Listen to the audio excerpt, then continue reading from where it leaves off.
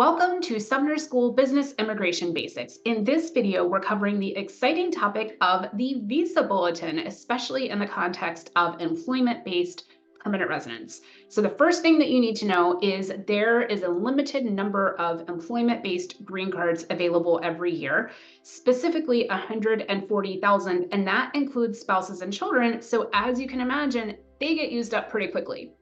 There are so many people waiting for an employment-based green card and family-based green card, but an employment-based green card that there is a virtual line of people waiting for a green card. Your place in line depends on a few things. It depends on your country of birth, not your country of citizenship, but your country of birth. It depends on the employment-based category that you fall into, and it depends on your priority date. Your priority date is the date that you file the labor certification application, if that's part of the process that you're going through, or the date that you file the I-140 petition, if you are going through a process that does not require the perm labor certification. So again, priority date is the date that the perm labor certification is filed or the date that the I-140 petition is filed if you don't have to go through the perm process. So to let us know in general when a green card might be available, the Department of State publishes what's called the Visa Bulletin once a month. It's published on the Department of State's website. They gather information from the consulates around the world as to how many immigrant visas or green cards have been issued. They gather data from USCIS, the immigration agency here in the United States, and they also gather information about how many people might have dropped out of the process, either because they decided not to pursue permanent residence or because they have obtained permanent residence through another manner. So based on all this information, the Department of State publishes what is called a visa bulletin once a month. Usually the visa bulletin is published in the middle of the month for the following month. So I'm going to share my screen here. This is the visa bulletin for February of 2024. So you can see in the visa bulletin here that there are specific employment-based categories. And we talked about this in the previous video a little bit. EB1, EB2, EB3, other workers, EB4, and EB5. We will talk in more detail in subsequent videos about what each of these employment-based categories includes and does not include, but in general, know that EB1 includes the EB1A for foreign nationals of extraordinary ability, EB1B for outstanding researchers and professors, and EB1C for multinational executives or managers. EB2 includes the national interest waiver category classification, as well as perm-based positions that require a master's degree or higher, or the equivalent, which is defined as a single source bachelor's degree followed by 5 years of progressive experience. The EB3 category is for positions that require either a minimum of a bachelor's degree or at least 2 years of experience, or in other cases, if less than 2 years of experience is required, it can fall into this category. We are not going to touch as much on the EB4 and EB5. EB4 includes certain religious workers and certain other classifications. EB5 includes the investor visa. As I mentioned previously, we do not handle investor visa green card applications. We do handle E2, which are the non-immigrant and temporary investor visas. Anyway, those are the employment-based categories. You'll see across the top of the screen here, across the top of this table, there are different countries listed. I said a minute ago that your place in line is determined in part on your country of birth, not your country of citizenship, but your country of birth. So you can see that there are a couple of different categories, or several different categories here. There is all chargeability areas except those listed. Sometimes we call that rest of the world. And then there's China, India, Mexico, and the Philippines.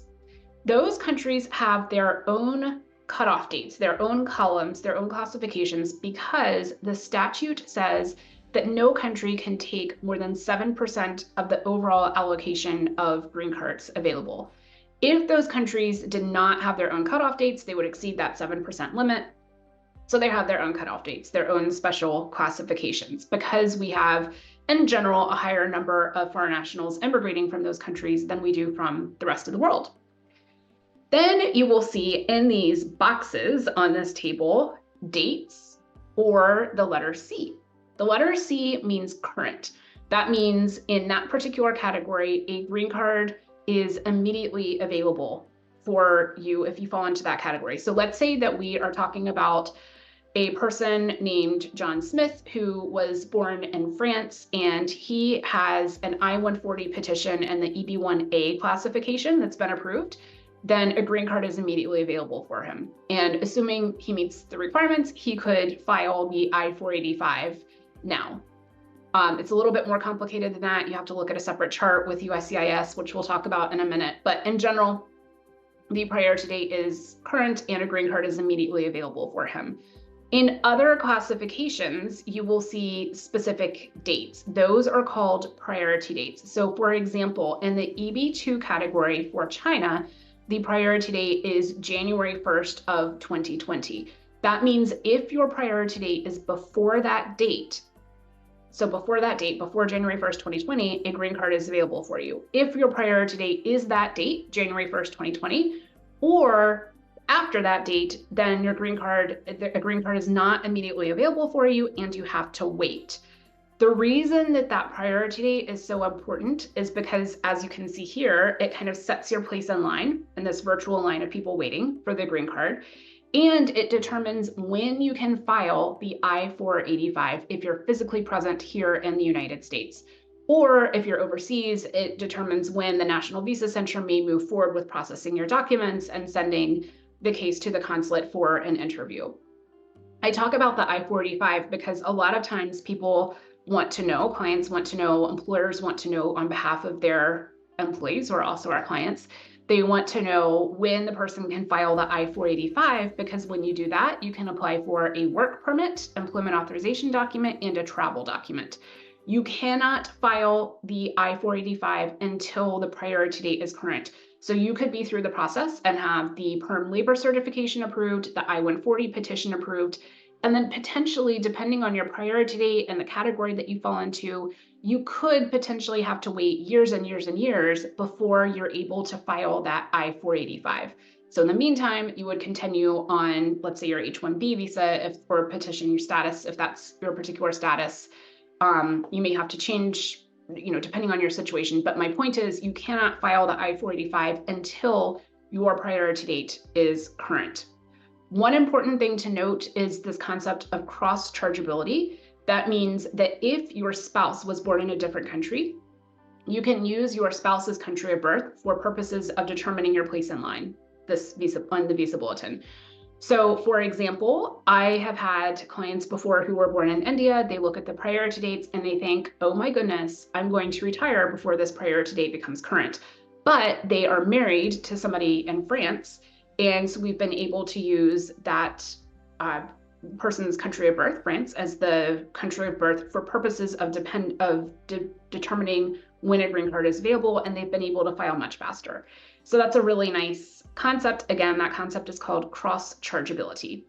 One final point that I want to make about the visa bulletin is that there are two tables. There are actually 4 tables in the whole visa bulletin. The first 2 are regarding the family-based green card process. The second 2 tables are for employment-based, and you'll see here it says final action date and then dates for filing.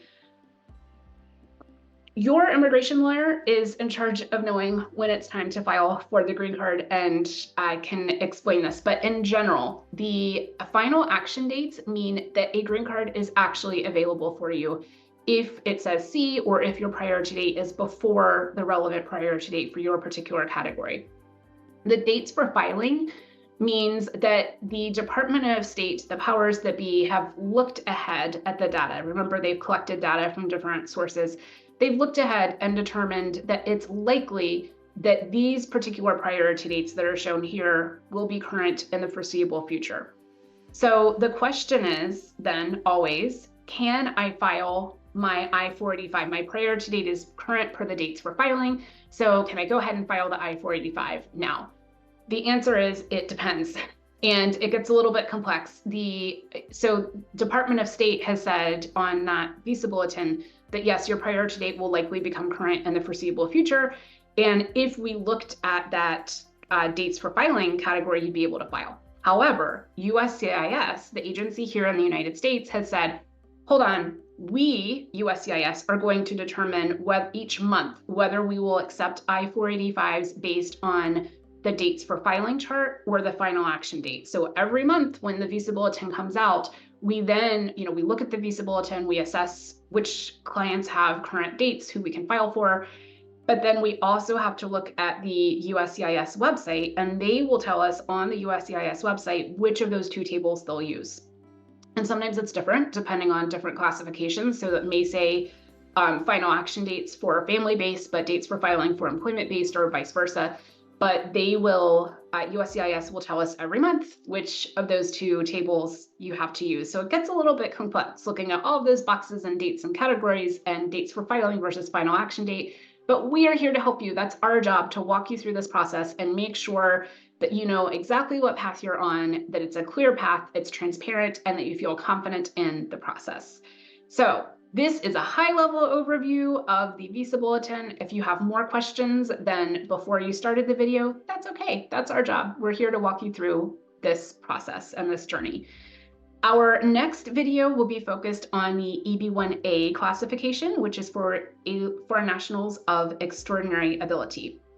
My name is Emily Sumner with Sumner Immigration Law. We are based in Richmond, Virginia, with clients all over the United States and the world, and we are here to help you through the immigration journey. If you have questions, if you'd like to set a time for a consultation to get the process started, whether you are an employer, an HR professional, an individual employee, a family, an individual, we are here to help you. Send us an email, info@sumnerimmigrationlaw.com. Otherwise, please subscribe to our channel so that you don't miss our next installment, which again will be on the EB-1A classification. Until next time, I'm Emily Sumner.